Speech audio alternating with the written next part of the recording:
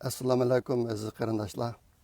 Bugun 10 ayning 10 kuni shanba. Sizlarga nazaraq ushur yetkazib qo'yay. Bu hafta xalqaro xabarlar biroz ko'p. Birinchi cho'ng xabar tunugun Nobel tinchlik mukofoti e'lon qilindi. Bu ilhom to'xtiga berilmadi. Aslida nurg'un qarindoshlar men shuning ichida bu yil ilhom to'xtiga berib qoladi ekan deb cho'ng umidda tug'an. İlham to'xtiga bermay uni dunyo yemeklik programmasi degan bir program bor ekan. U shu BDTning ostida deymi. Shu BDTning ostidagi program ekan bu. Shu programmaga berilibdi. Odatda bir tashlatga beradigan ahvollar ancha ko'p emas. Biladigan burun, ammo ko'p emas bu qatim shu bir tashlatga berilibdi. Asosan Xitoy bilan munosabati yo'q bir o'ringa beribdi. Hozir bu ish biroz siyosatlashib ketdi dunyoda. Xitoyning ko'zi qarab ish qiladigan ahvollar hali og'ir. Ashta bu qatim ashta bo'pti. Nurg'un qarindoshlar ko'p kuch chiqargan Ilhom To'xta instituti, Ilhom To'xtaniki qizi singlimiz Javhar qatorliq nurg'un qarindoshlar ko'p kuch chiqargan bu ishga men sizlarga kuch chiqargan qarindoshlarning hammasiga ko'p rahmat aytaman. Endi biz qanchalik tirikchilik ko'rsatishni o'zimiz kontrol qila olamiz. Onda qanday natija chiqadi, uni o'zimiz kontrol qila olmaymiz. U Allohga bog'liq, tirikchilik bizdan, natija Allohdan. Ashta bo'g'ashqa shu hozir qadar bu ishda kuch chiqargan qarindoshlarning hammasi o'zinglar tirikchiligidan nihoyatda faxrlansanglar bo'ladi. Endi bundan keyin davom ettirishaylik. Xudoyim bo'lsa bir kunisi bizga tegib qolar. Ikkinchi cho'ng xabar nima Amerikaniki muavin raislar kandidatlarniki munozarasi epirildi. Onu ehtimal cihlarında köydünler. Ben mi köydüm, ben Ahmed'den köydüm. Ondaki nurgun analizlerim köydüm. Bu kadınki munazara Donald Trump ile Biden'daki qaragan çağda hali köp ilmi bo'ldi. Yan bir taraftan bu işke demniki sıçtırması mı ben de bilindi o yerde. Şu insanlık sapa cihetin kimnin qandaqlığına ait eni gavdlendi deb o'ylayman. Endi undan boshqa bu qatimki munozirnikini bir qancha alayliklari bor. Uniki birisi hozir qadar bu Amerikaga prezident bo'lganlarniki munozirasi elib berilgan vaqtida Xitoy masalasi bir maxsus tema bo'lmagan, bu baxmagan burun. Maqatim nima Pence bilan Harrisonniki ikkisiniki munozirasida Xitoy masalasi bir maxsus tema bo'lib o'tirib qo'yildi. Ondan keyin Kamala Harris demokratçılık kandidati Kamala Harris har qatim Xitoy masalasi o'tirib tushganda o'zini ep qochdi. Bu bir gavdlik bir ahvol bo'ldi bu qatim. Uning sababidan bilasizlar, demokratchilar ichida Xitoylar bilan bog'lanib ketgan odamlar ko'p. Buniki eng chong vakili Joe Bidenning o'zi endi. Joe Biden'niki o'g'li amaliyotda bu iqtisod korxonchilik jihatda ko'p o'qigan bola emas ekan. Lekin Xitoy bilan birlashib bir qatim Joe Biden'niki aeroplanida o'tirib maxsus aeroplanida Xitoyga berib shu orqali bir qism korxonchilik fursatlarini yaratib boy bo'lgan ekan. 1,5 milliard dollardek savdosi bor ekan buniki Xitoyda. Ashta bo'g'ashqa bu qatim Harrisning o'zini olib qochdi bu masaladan. Hozirgi farazlarda agar Donald Trump bu qatim yana saylanib qolsa, keyingi 4 yil ichida mana shu demokratchilarning ichidagi Xitoy bilan iqtisodiy munosabat va nurg'un cho'ng amaldorlarni fosh qilib chiqishi mumkin deb shunday deydi. Bu endi nimishqa demokratchilarniki mana shu Donald Trumpning qayta saylanib qilishidan shunchalar qo'rqayotganligining bir ifodasi endi.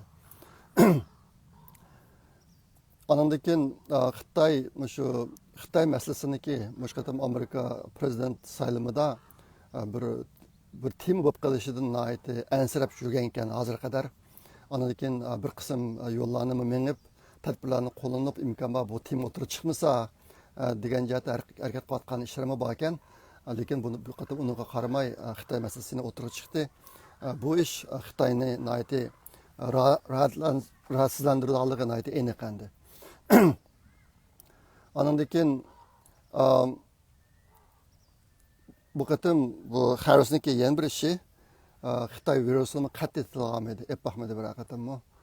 Bumu endi hozirgidek vaziyatda Amerikada 210 mingdan jiq odam o'lib ketgan mushtaq bir ahvol ostida bu bir ajoyib ish endi. Nihoyat bir ro'shan selishtirim bo'ldi bu qatim. Endi hozirgi kishilarniki farzcha agar Biden saylanib qolgan taqdirda, gerçi o'z xohlamasimi boshqalarniki besim bilan yana Amerika Xitoyni boshqa qatımki Xitoy virusi sababi bilan to'lam to'ltishga majburlash mumkin deydi. Kimniki prezident bu qilishidan qat'iy nazar. Ashtaq ko'z qarash kuchli biroz. Ondan keyin yana bir narsa, shu Xitoy bilan bo'lgan savdoda chuqur barobarlikni amalga oshirish bu ikki kandidatniki o'rtaq nishoni hozir. Kim chiqishidan qat'iy nazar bu ish to'xtab qoldigandek, to'xtab qolmaydi degan farazda va kuchli endi hozir.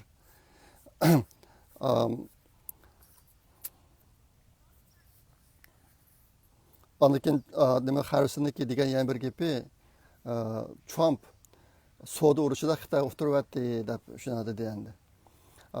Dedi bu gapning ma'nosi agar biz chiqsak biz o'tiryapmaymiz, biz chiqib chiqamiz degandek ma'no endi. Bu Xitoyga bo'lgan ko'z qarash jihatda Xitoyga Amerika qanday tadbir qo'llandi degan masalada ikki partiyaniki maydoni aniq pozitsiyasi intayin qattiq ekanligini ko'rsatib beradi. Yana bir qolgan bir gap meni bak hayron qoldirdi. Kamala Harris hozir dunyodagi ko'proq allaniki Xi Jinpingga bo'lgan hurmati Trump qaraganda yuqori degan bir gapni dedi. Bu men uchun bak ikkinchi gap.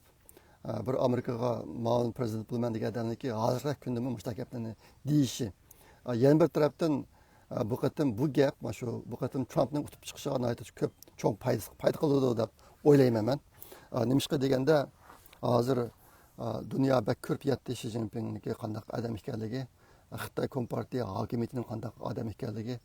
Shunday vaqtda bu Kamala Harrisniki bunday deyishi demokratlarniki saylanish uchun nihoyat ziyonli deb o'ylayman men. Bir hisobda bu yomon ish chuqur yaxshi aylandi deb ishonaman. Ondan keyin ikkinchi cho'ng xabar tunögün bir maqola chiqdi Amerikada. U burun Xitoyga Amerikaning Xitoydagi bosh elchisi bo'lgan Max Bokos degan odamniki degan gap ekan. Agar Biden o'tib qolsa, Amerikaniki Xitoyga qaratgan siyosatini butun burunqi holatga olib o'tish mumkin deydi. Reset deydi. Reset degan gap endi burunqi holatiga keltish degan gap endi. Trumpning qilgan narsasining hammasini yo'q chiqarib emas, uni o'zgartirib burunqi holatga kelish mumkin deydi. Bu odamni cho'chitadigan bir xabar endi. Uchinchi cho'ng xabar Donald Trumpniki salomatligidan nurg'un kishilar ansirgan. Bu jihatda nihoyat odamni xushal qiladigan o'zgarish bo'ldi. Donald Trump doktorxonada jami 2 kunda yotdi. Shanba kuni 2 kun yetib, dushanba kuni chiqib ketib, hozir yana Oqsaroyga qaytib kelib ishini qilyotdi. Hozir doktorlarniki deyishicha, bugundan boshlab, 10 kundan boshlab Donald Trump yana ommaviy so'rovlarga berib, shu prezidentlik saylam yig'ilishlarga berib qatnashsa bo'laverdi degan hukmni chiqardi doktorlar. Ashta bu boshqa Trumpga bo'lgan andisha hozir asosan yo'q bo'ldi degan gap. Bir mo'jiz xarakterlik ilgirlash bo'ldi bu jihatda. Bunga men nihoyat xushal. To'rtinchi cho'ng xabar Amerikadagi yana bir kongress a'zosi Cumhuriyetçi Pensilvaniyadan chiqqan bir senator Avam Palatasının a'zosi Scott Perry deydi. Bu adam Xitoy haqida bir qonun loyihasini o'tirib qo'ydi. 84-91 nomerli qonun loyihasi. Bunun asosiy mazmuni Xitoy Kompartiyasini davlat atlab faoliyat olib boradigan jinoiy guruh deb atash haqida. Boshqa bir qonun loyihasini o'tirib chiqadi. Uningki ko'zi tutgan masalalar ichida bir qancha masalalar bor. Bizning Sharq Turkiston masalasi, Ondan keyin Hong Kong masalasi, o'shadagi siyosiy bostirishlar. Ondan keyin o bir doğru var. Adam zehirleydiğin doğru. Şu doğru ne hazır ki Qarag'ı bazarda setip taqtıvatqanlığı Xitaylarniki. Ondan keyin Xitay virusini yushirganligi. Ondan keyin şu nima aqliy emgak huquqlarini o'g'irlash, aqliy mulklarni o'g'irlash qatorliq ishlar. Ondan keyin odamlarniki, tirik odamniki ishga olganlarini elib setish ishlari qatorliq ishlarni ko'z tutib, Xitoy Kompartiyasini bir xalqarodagi davlat adlab ish olib boradigan jinoiy tashkilot deb atash kerak degan bir qonun loyihasini o'tirib chiqardi. Bu munoyati yo'q ish. Biz uzun yaqin umid qilayotgan Xitoy bunga nihoyat loyiq. Buni biz eng yaxshi bilamiz Uyg'urlar. Hozir endi bu xalqaro sahnaga chiqdi degan gap. 5-chi cho'ng xabar Teksasniki Ted Cruz degan bir senatorsi bor. Cumhuriyetçi bu adam. Bu adam nihoyat xabarlar ko'p chiqadigan odam, nihoyat keskin bir adam. Aynı vaqtda Trump bilan prezidentlik saylamiga tushib boqqan bu adam. Keyin oxirida Trump chiqib Republikanchida bu adam ayrılib qolgan. Bu adam Uyg'ur masalasida yana bir qonun loyihasini o'tirib qo'ydi. Esinlarda bo'lsin, bu 4-chi qonun bo'ldi. Hozir bir qonun Amerikada rasmiy qonun bo'ldi, qonun loyihasi. Yeni iki qonun loyihasi bor. Uyg'urlarniki majburiy emgakka silinishi haqida ikki qonun loyihasi Ovam palatasini o'tib bo'ldi. O Kengash palatasida saqlanib hozir. Ma'u endi 4-chi qonun loyihasi bo'ladi. Bu qonun loyihasiniki asosiy mazmuni shu Uyg'urlarniki tug'utini cheklash ishlariga to'pi qo'shgan Xitoy rahbarlarini jazolash. Mushunga qaratilgan.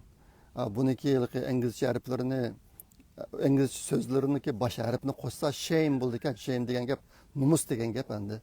Shu numus degan gap so'z asli bo'ldi ekan. Baş harfini qo'shsa shuni buni endi shame qonun loyihasi degan nom bilan o'tirib qo'ydi. Bu mu Uyg'urlar uchun bir cho'ng xush xabar. Bu taqa hozir o'tirib qo'yilish bosqichida qog'ozlar bundan keyin bo'ladi. 6-chi cho'ng xabar BDT'da 39 davlat, bunun içinde Amerika mı var? Hammasi qo'shib Xitoyniki kishilik huquq tafsirlantirishidagi ishlarini ayblaydigan bir bayonotni o'tirib qo'ydi. Xabarlarda bor, o'tgan qatimqi yig'inda 23 davlat ishtirok qilgan. 23 davlat Xitoyga qarshi chiqqan qolgan bir alhanachidak davlatlar Xitoyni qo'llaydigan bo'lib chiqqan. Bu qatim bu davlatlarning soni 39 ga beribdi. Buningda shu Dunyo Uyg'ur qurultiyi qatorliq tashkilotlarning kimin aytib cho'ng to'pisi bor. Ular nurg'un ishlarni qildi. Bu bir cho'ng xo'shallik ish. Endi odamni echindiradigan bir yeri bu 39 davlatning ichida asosliq nupusi musulmon ellardan birasimi yo'q. Birasimi kirmabdi. Hammasi asosan g'arb ellar. Yevropadagi Amerika, Kanada, Yaponiya degandek. Bu bir cho'ng xabar bo'ldi. 7-chi cho'ng xabar yaqinda Yahudi xabari degan bir tashkilot shu Angliya parlamentiniki Uyg'ur masalasi haqida qaror verishi haqida bir imzo to'plash faoliyati olib borgan bo'lar. Bu imzo to'plangan imzo aslida 100 mingdan oshsa ular Angliya parlamenti ish ko'rmasi bo'lmayotgandik. Bu nima? İmzanın sani 146 mingdan eshibdi. Ashdan bilan hozir endi Angliya parlamenti Uyg'ur masalasi haqida qaror oldi ekan. Yaqinda muzokara qilib qaror oldi ekan. Bu bir ish o'zi chiqdi. Buniki boshlamchisi Yahudi tashkiloti. Shunga bu bir xush xabar endi biz uchun. Andikin 8-chi cho'ng xabar. Bu daqiqa 8-chi o'tirib chiqdi payshanba kuni. Amerika'da prezident birinci başlık, muavin prezident ikinci başlık, üçüncüsü House of Speaker degen bir kişi üçüncü başlık bulundu. Bu kişi Ovam palatası ile Kengash palatası da, Ovam palatası da qaysi partiyaniki a'zolari ko'proq bo'lsa, shu partiya bir kishini House of Speaker, xudoliki nima siyasi nima parlamentniki bayonotchisi degandek Uyg'urga shunga yiqroq keladi. Ashta bir odam tanlaydi. Hozir Amerikadagi Avam palatasida demokratchilar asosiy o'rinda turdi. Demokratchilarniki soni 235, bu 54% bo'ladi ekan. Cumhuriyetçilarniki soni 199, bu 46% bo'ladi ekan. Ashta boshqa demokratchilar tanlagan bir parlament bayonotchisi bor. İsmi Nancy Pelosi. Nancy Pelosi 3-chi o'rindagi ayol bu. Agar ma'lum bir voqea tufaylidan muavin rais qazo tepib ketsa, shu parlament bayonotchisi 1-chi o'ringa o'tadi. Amerikaning 1-chi o'ringa shu odam boshqaradi. Hozir endi payshanba kuni shu ayol Amerikaniki bir qonun moddasidan foydalanib Donald Trump'niki hozir salomatlik ahvoli uniki prezidentlik rolini joriy qildirishga loyiqmi emasmi? Mashina tashkil etaman degan bir narsa o'tirib qo'ydi. Amerikaning asos qonuni o'zgarmaydi, lekin ba'zi tuzish kirgizadi bunga yoki qo'shimcha moddalarni qo'shadi. Bu bir modda bor ekan, 25-qatimliq o'zgartirish kirgizgan modda ekan, 1965-yilda qo'shilgan. Buningda ma'lum tadbirlarni qo'llanish orqali agar prezident niki salomatlik ahvoli uniki o'z huquqini yurgizishiga muvofiq bo'lmasa, prezidentni amaldan qoldirib uni o'rniga muavin prezidentni chiqarsa bo'ladi ekan. Nancy Pelosi mushtaq qilaman degan narsani payshanba kuni o'tirib qo'ydi. Bu bir cho'ng xabar bo'lib ketdi dunyoda. Bu ish amalga oshmaydigan ish. Men oldin shuni deb qo'yay. Bu demokratchilarniki qilayotgan bu ishlarniki sababi nima desanglar, hozir bular intayin bir jiddiy ahvolga tushib qoldi. Bu qatta meni uturtamizmi deydigan. Ashning bilan bir qism qiliqlari Amerikaga qat'i mos kelmaydigan qiliqlarni qilyotdi bular. O'tganda sizlar Amerikadagi bir qism shaharlarda qalamqonchilik chiqargan ahvollarni anglagantinglar. Ash ahvollarning aqsida demokratchilar bor. Bular saqchilarni ularni boshqa qo'ymay yoki boshqa qo'l qo'ymay yoki saqchilarning pulini qisqartib etib yoki bir qism odamlarni kuch ko'tib degan ishlarni qilayotgan. Hozir endi mana bir qism pastkash ishlarni qilyotdi bu. Endi bizniki zohir tilimiz bilan desak, u pastkashlik, lekin bu Amerikaning qonuniga uyg'un ish endi. Qonun bo'yicha aytgancha bu xato ish emas. Bular qonun bo'yicha ish qilyotdi. Endi buniki amalga oshish imkoniyati asosan yo'q. Nima ish qilsanglar, bu ishni amalga oshirishning ikki cho'ng sharti bor. Birisi Avam palatasi bilan Kengash palatasiniki a'zolaridan 3dan 2 qism odam buni qo'llash kerak. Bunga ovoz berish kerak, qo'llab ovoz berish kerak. Bu birinchi. Ikkinchisi muavin prezident imzo qo'yish kerak. Xabarlarda bor, muavin prezident Pence, bu degan Donald Trumpning yaqin do'sti ham jumhuriyatchi, uniki qo'l qo'yishi mumkin emas. Ikkinchisi, men degandek, bu Avam palatasidagi demokratchilarning soni 54%. Hergiz o 67%ga borolmaydi. Bu qo'llaydigan odamlarning soni. Ikkinchisi, Kengash palatasiniki ko'pinchisi cumhuriyatchilar. Kengash palatasiniki 53% adam cumhuriyatchilar. Ashta boshqa Kengash palatasidami 3dan 2 qism odamlarniki bu qarorni bunday bir loyihani qo'llashi mumkin emas. Şu bu amalga oshmagan ish, ammo yaqinda bir cho'ng xabar bo'lib ketdi. Shu sizlarni bu ishniki nima ish kerakligini bilib qolsin deb magatni deb qilyapman. 9-chi cho'ng xabar, ya 8-chi cho'ng xabar bo'ldi ekan. 9-chi cho'ng xabar, bu yil dunyoda Xitoyni ayiblaydigan, Xitoyni yaxshi ko'rmaydigan ko'z qarashdagi kishilarning soni shiddatli darajada oshib ketdi. Yaqinda bir xalqaro organ bor ekan, bu 14 davlatdagi xalqlar orqali bir tekshirish olib beribdi. Xitoyni yaxshi ko'ramsan degan, Xitoyni qanday ko'rsan degandek. Ashta tekshirish olib beribdi ekan. Buningda birinchisi Yaponiyadan 86% adam yaxshi ko'rmaymiz debdi. İkincisi Şvetsiya ekan 85%, üçüncüsü Avustraliya 81%, Amerikada 74% adam Xitoyni yaxshi ko'rmaymiz debdi, Xitoy davlatini. Shunga bu jihatimi burungi yillar so'zlagan chaqda ular bir nimani chiqarib qo'ydi. Shu Xitoyni yaxshi ko'rmaslik bir agressivligini ko'rsanglar, bu yil hammasi mishadlar madal chiqib qolgan. ham shu üst ketgan Xitoyga qarshi.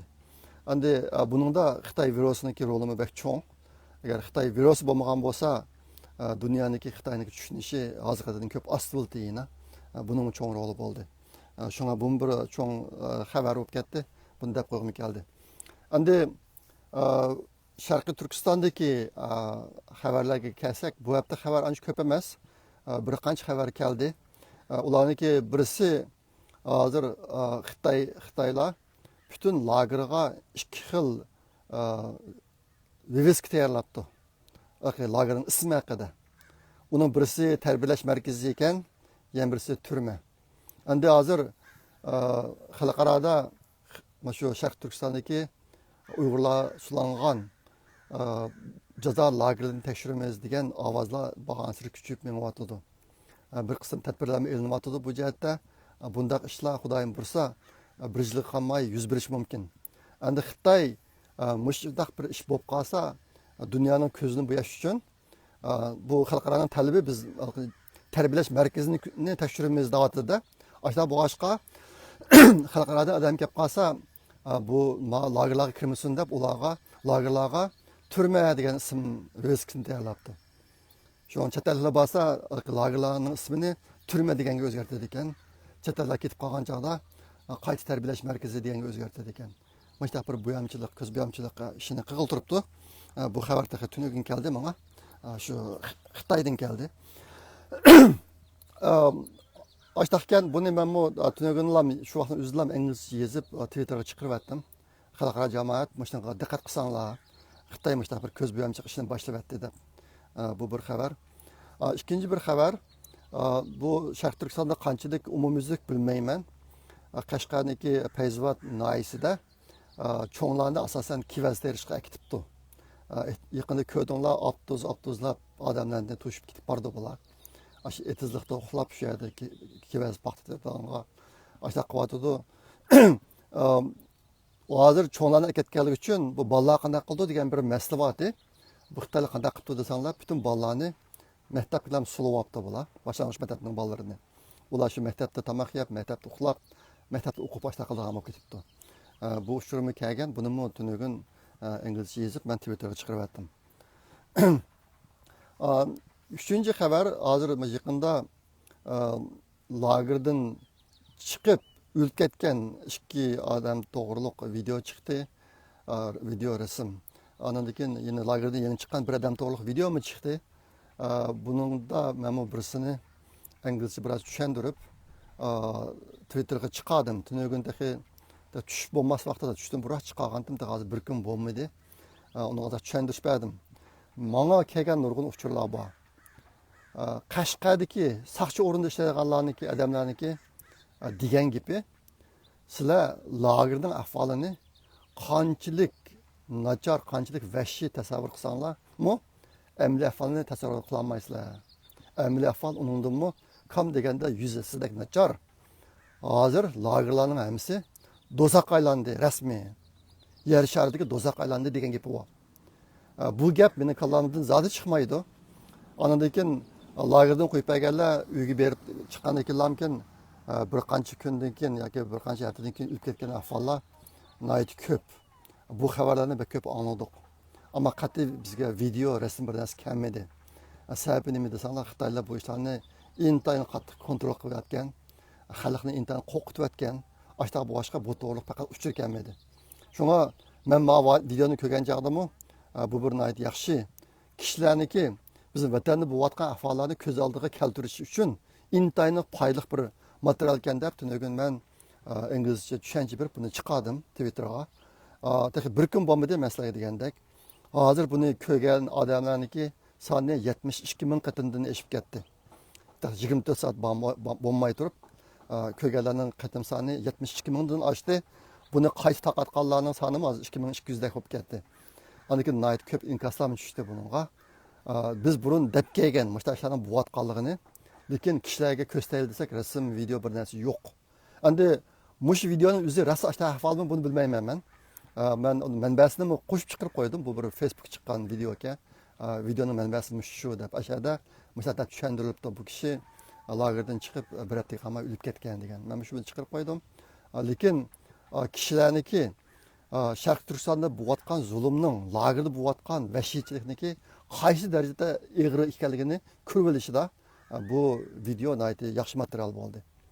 Ondan keyin tunugi men shu videoni chiqargan vaqtimda yana bir yangi so'zni ishlatdim. Qayta tarbiyalash markazi u bir lager, jazo lageri. U bir jazo lagerlam emas, bo'lib qolmasdan u Uyg'urlarni o'ltirish zavodi deb atadim men. Jazo lageri Uyg'urlarni o'ltirish zavodi deb. Hozir bizga kelgan uchurlar bak oz. Mening o'zimniki farzizcha mush ishkirga ketib o'lib ketgan, o'ltirib ketgan, andan keyin lagerda o'lib ketgan, lagerda o'lib ketdi degan joyda qo'yib yetib uyda o'lib ketgan odamlarni qo'shsak, allaqachon 1 millionni eshib ketdi. Ashta boshqa jazo lageri Uyg'urlarni o'ltiradigan zavod degan bir narsani o'tirib qo'ydim men tunugin. Buni shu xili nomi bor bir necha odamlar taqatdi buni. Masalan, Angliya, Avstraliyadagi CJ Verleman degan mediachi. U shu birinchi taqatdi. Bu so'zlarni hozir takrorlab yoki yaxshi ko'rib barmoq burayotgan odamlar ko'p hozir.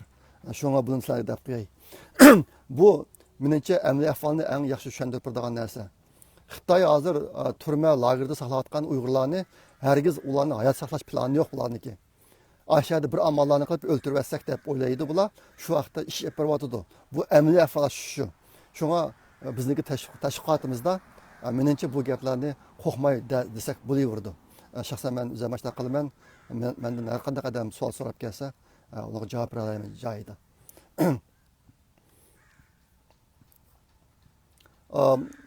Menga tunugin kelgan yana bir xabar. Hozir shu odam Uyg'urlarni o'ltirishniki bir vasitasi bo'lsa kerak deb o'yladim. Hozir maktab o'qiyotgan shu boshlang'ichniki bolalarini yukni yig'lashtirib, uyga bog'lab qo'ymay, uyga bosim haftasida bir qatam aram bora oladi ekan. Tunuga men bir video ko'rdim, bunda chiqarmadim, Twitterga ham chiqaraman. Shu boshlang'ich bolalari video orqali opasiga salom aytyapti. Opam men yaxshi turdim, qusug'im osh qolmadim, salomatligim yaxshi degandek. Uyg'urning bolalari shu kuni chiqib qoldi endi. Shu tunga kelgan xabar bir 12 yoshli bola binodan sakrab o'zini o'ldirib olibdi. Hozir Sharq Turkistonga ahvol qanday ekan desa, menga kelgan tungi uchurda 2 sinfning bolalariga 6 sinfning topshiriqlarini berib deydi. Asosan bolalarni intayin qattiq qiyin qisloqda o'qitibdi bular. Men buni hargiz bir normal o'qitish jarayoni deb o'ylamayman. Bolalarni yoki nobud bo'lishga yoki binoda taraf o'zini o'ltirishga qisloqatamda bular belgili olmaydi. Herhalde bana bir uchur keldi tunugin. Üçüncü çoğun xabar. Ben yakında yine bir kısım videolarını çıkargandım Twitter'a. Bularniki hazır Kürdistan'ı naiti yukarı buvatıdı. Bununki bir sebebi şu hazır Uygurlar köngül bulağalarının sani şiddetli derecede üst vatıdı dep oylayman. Bunun içinde ama işkirge ekip bağın, poyuz ekip bağın Uygurlar'niki videosu. Tünegün qarsam 37 min qatamdan köp ko'rilibdi. Andan keyin bir paxta tirayotgan kichik qiz neki videosini men chiqargan, uning qataqi bir hafta bo'lmadi. Shu kundek bo'ldi. Bu video 59 min qatam ko'rilibdi. U qizniki ish qilishi qarasanglar, shuncha chaqqan chivar odamni ta'sirlantirdi. Uni ko'yardan ta'sirlanmay qolmaydi. Mening farzimcha bu qizga shu vazifa bag'ishlaydi. Bir kunda manchidek vazifirasan degan. Ish qilishi shuncha chaqqan Açtaq kestirayotgan ko'rinish 59 min qatam ko'rilibdi. Men deyotgan videolarni boshqalarmi taqatdi, yolg'iz men emas. Boshqalarniki ko'rish qatam bak ko'p. Men faqat boshqalarni tekshirib baxmadim, o'zimnikini da'vatim ham yerda. Ondan keyin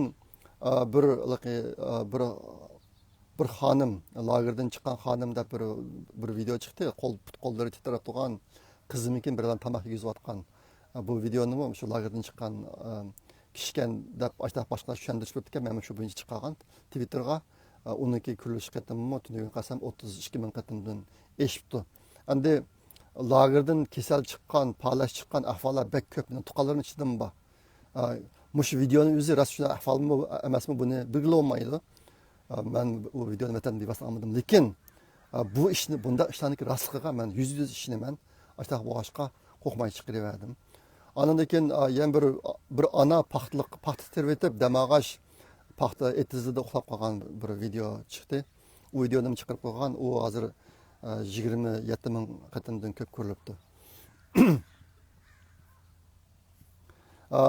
Oxirida sizlarga deb qo'yadigan bir gap, o'tganda mazah dedim. Avstraliyadagi Parizat G'ayrat singlimiz ko'p asarlarni o'qib, bir qismini ovozli hujjat, bir qismini YouTube videosi shakliga ekilib tarqatgan. Bizniki Uyg'ur Project fondidan shu bizga yordam qilayotgan, bizga Uyg'ur Project fondiga yordam qilgan necha 10 ziyolilar bor. Bularniki hammasi o'xshamagan kishilar, o'xshamagan sohada ish qiladi. Shularniki bir qismi shu asarlarni hammasini to'plab bir podcast nima torbeti bor. Uni heresis.at deydi ekan. Shu yerga chiqarib qo'ygan. Hozir shu yerga chiqqan asarlarning soni 681 asar bo'libdi. Men tor adresini yo'llab qo'yaman. Shunga bundan keyin burunqi shu Parizat va boshqa singlar, Parizatning boshqa singlar o'qigan asarlarim bor. Shu asarlarni izlab qolsanglar, mishaga borsanglar hamma topa olasizlar. Shuni deb qo'ygim keldi. Buludi bugungi uchurum shunchalik. Kelar qatim ko'rishishlik amon bo'linglar. Xayr, xo'sh, Allohga omonat.